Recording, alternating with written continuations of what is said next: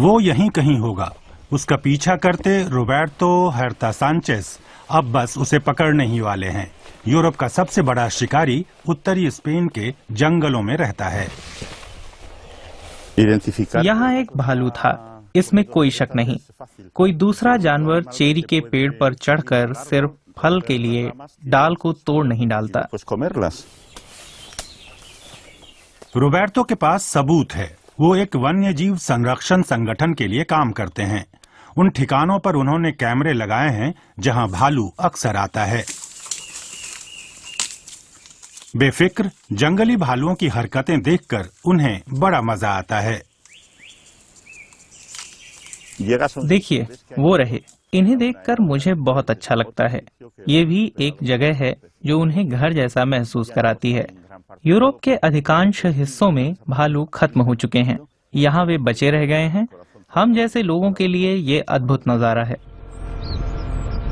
यहाँ कैंटाब्रियन पहाड़ों में भूरे भालू लगभग गायब हो चुके थे। आज करीब 300 हैं। पश्चिमी यूरोप में भालुओं की सबसे बड़ी आबादी, लेकिन ये संख्या समस्या भी बन रही है। जानवर खाने की तलाश में इंसानी बसाहटों में घुसने लगे हैं। भालू ने आकर सब कुछ चट कर डाला। उसने एक भी चेरी नहीं छोड़ी और हम उन्हें बस निकालने ही वाले थे। अब बहुत देर हो चुकी है। 90 किलोमीटर दूर सिस्टर्ना में एक भालू रेस्तरां के भंडार घर में रोज घुस जाता है।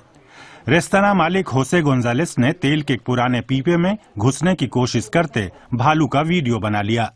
वो कहते हैं कि अब से तेल को वे गैरेज में रखेंगे, लेकिन वो और सुरक्षा भी चाहते हैं।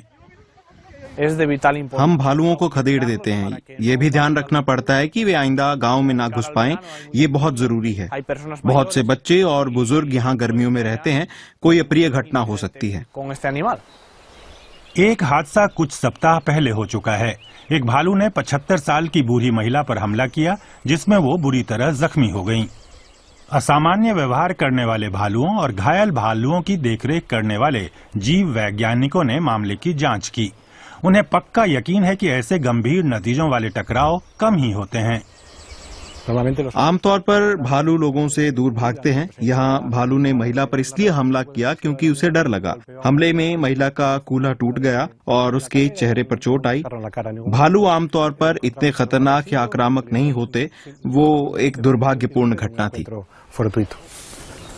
जरूरत पड़ने पर कोई कदम उठाया जा सके, इसके लिए रोबर्टो और उनका संगठन संदिग्ध भालुओं की शिनाख्त कर उनका मुआयना करना चाहते हैं। उन्हें पता है कि शिकारियों को इंसानों का खौफ क्यों नहीं रहा। गांवों में खेती कम से कम होती जा रही है।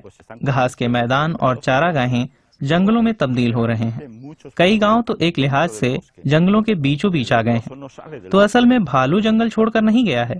वो तो वहीं है अपनी कुदरती रिहाइश में।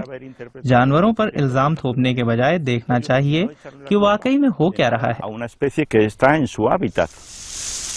भालुओं को गांवों से दूर रखने के लिए संरक्षणवादी ये सुनिश्चित करना चाहते हैं कि जानवरों को आबादी से दूर पर्याप्त भोजन मिले। इसीलिए रोबर्टो और उनके सहयोगी जंगलों के साफ इलाकों में फलों के पेड़ लगा रहे हैं।